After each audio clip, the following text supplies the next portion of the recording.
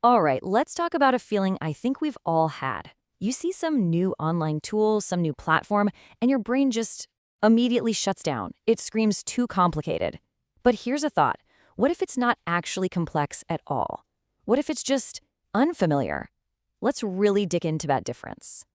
Look, I'm going to guess that as soon as you saw the topic for this, a little voice in your head might have said exactly that.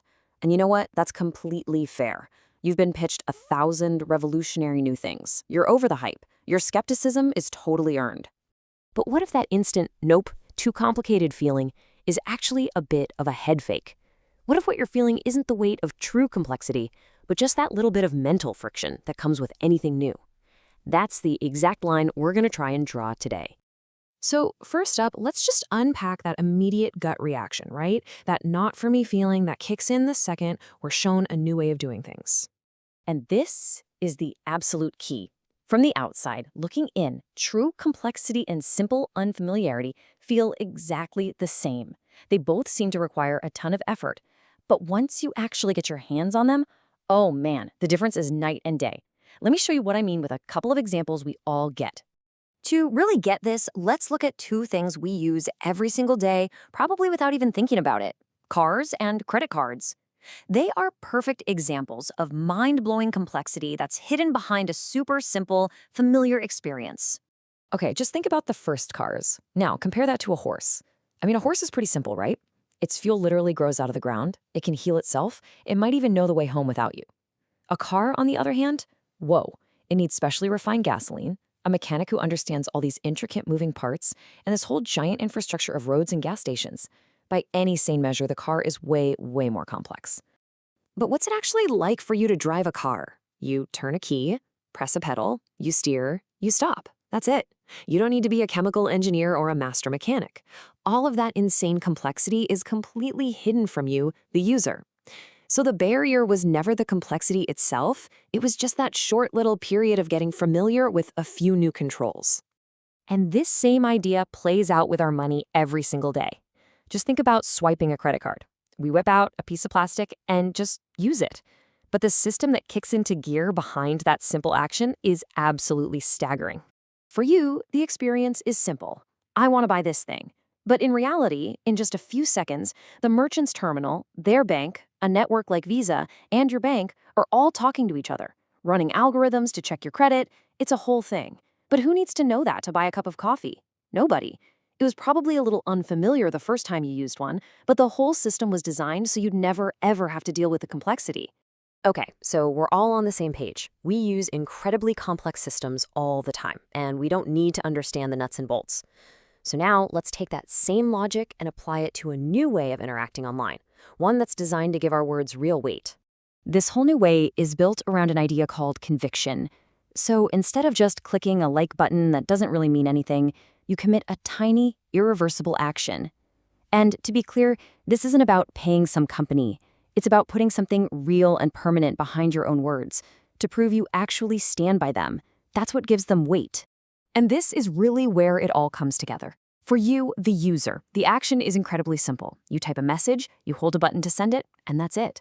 What happens underneath, the complex part, is that a tiny digital asset, just think of it as a token, is verifiably destroyed or sent away forever. But you don't need to know how that works, any more than you need to understand engine combustion to drive your car. You just need to know that your simple action had a real, irreversible consequence. So why even consider something that feels new and unfamiliar? Well, because we have to be really honest with ourselves about the problems with the internet we use every day. These are deep, persistent problems that, for the most part, we've all just kind of learned to live with. You know this list by heart, I'm sure. The loudest, angriest, most reactive voice always wins. Your attention isn't being served, it's being sold. A person's reputation is basically meaningless. They could be an expert or a bot, who knows? And trying to moderate all this noise is a constant, unwinnable war. We've just accepted that this is how it is. And because of that, we all make this subconscious choice. We stick with the broken systems we know because the effort of trying something unfamiliar feels greater than the daily annoyance of all that digital noise and doom scrolling. It's a totally human thing to do. The only question is it still actually working for you? So that brings us to the final and most practical question. If you were actually going to try this, what would you really have to learn? I'm not talking about the deep theory. I mean the literal sit down and do it steps. It really just boils down to three things. First, you get a digital wallet. Just think of it like a secure app that becomes your universal login, so no more remembering a million usernames and passwords. Second, you get a tiny amount of whatever token is needed to give your actions that weight. And third, you just try it. Seriously. The first time you do it, it'll feel a little weird. The third time, it'll feel normal. And by the 10th time, going back to a place where words have no weight is what will feel empty. And hey, let's be totally honest about the trade-offs here. The good stuff is huge. Your contributions actually matter, reputation is something you earn, and your feed is actually yours to control. But the downsides are real too. Most of your friends probably aren't here yet. It's a website, not some slick app buzzing your phone all day. And because every action has a small cost, the whole culture is just quieter, less noisy. It's definitely still early days. So here's the bottom line. Just like you don't need to understand how an engine works to drive to the store, and you don't need to understand global financial networks to buy your groceries, you absolutely do not need to understand the underlying tech to be part of a community where your voice has real, verifiable weight. And in the end, it all just comes down to this one question.